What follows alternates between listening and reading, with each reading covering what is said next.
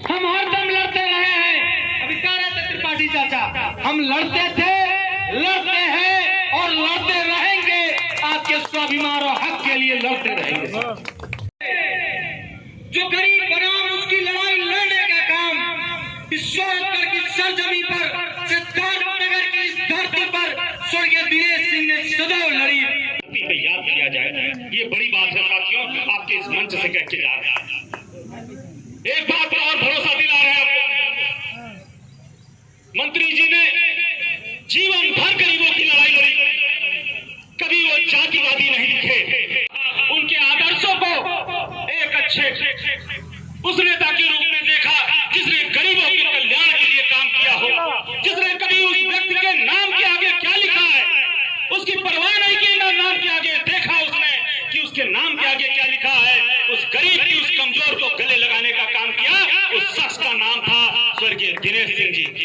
ऐसे महान तमाम साथी जो हमारे साथ लगातार चल रहे हैं, यहाँ हमारे यूथ के तमाम साथी हैं, हम सभी का नाम नहीं ले पा रहे, लेकिन मंच पे उपस्थित हमारी महिला नेत्री अनीता द्विवेदी जी, इंद्रासना जी,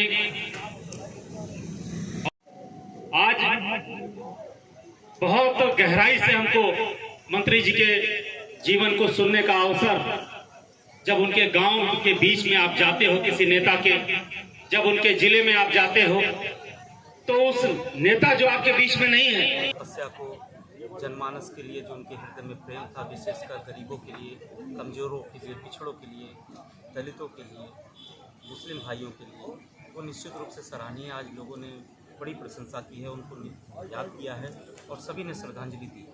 सर, क्या संकल्प लिया आज के दिन? देखिए, दिनेश सिंह जी अपने आप में ही एक पूर्ण समाजवाद के चेहरे थे।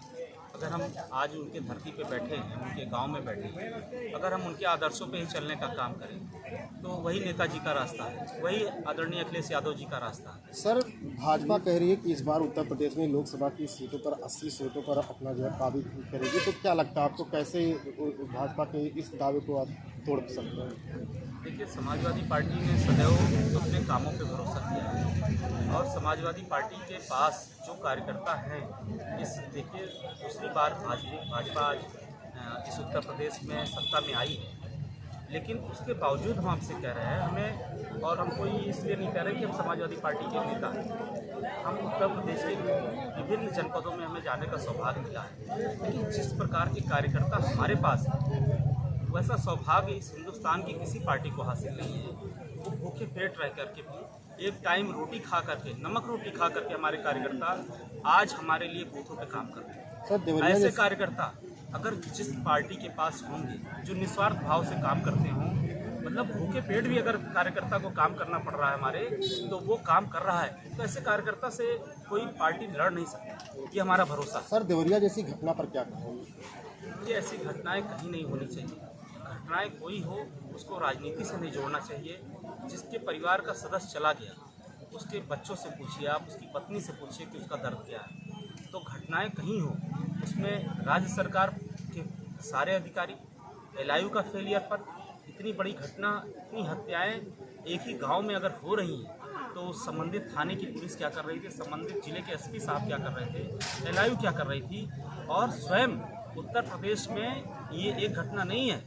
अगर आप अध्ययन करने निकलेंगे तो उत्तर प्रदेश में विभिन्न इलाकों में, बुंदेलखंड में इससे बड़ी बड़ी घटनाएं हो रही हैं। ऐसे ही हमारे पश्चिमी उत्तर प्रदेश में तमाम घटनाएं हुई हैं, लेकिन पूर्वांचल के लोग दुखी हुए हैं और इस पूरे हिंदुस्तान के लोग दुखी हुए हैं देवरिया में जो घटना हुई है। और जिस प्रकार से सरकार ने अपना चेहरा उसमें प्रस्तुत किया है, उससे लोग दुखी हुए। सर, अपने वक्तव्य में आपने कहा कि जंगल राज कायम है, तो इसमें जनता की लड़ाई कैसे लड़ेंगे? देखिए, समाजवादी सदैव डॉक्टर लोहिया जी का यही नारा था, हमारे स्वर्गीय नेताजी मुलायम सिंह यादव जी का ही नारा था, जहां अत्याचार होगा वहां समाजवादी आपको दिखेगा। अगर अत्याचार देवरिया में हुआ है तो हमारे नेता राष्ट्रीय अध्यक्ष अखिलेश यादव जी आपको वहाँ दिखेंगे, वहाँ समाजवादी पार्टी का एक एक कार्यकर्ता दिखेगा। ऐसे जहाँ जहाँ अन्याय अत्याचार होगा पूरे प्रदेश